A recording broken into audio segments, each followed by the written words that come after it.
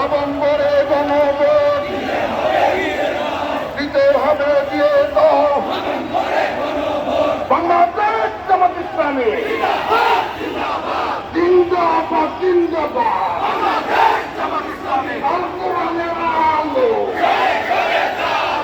সংসদে চালো, আল্লাহর আইন চাই, সব লোকের শাসন চাই।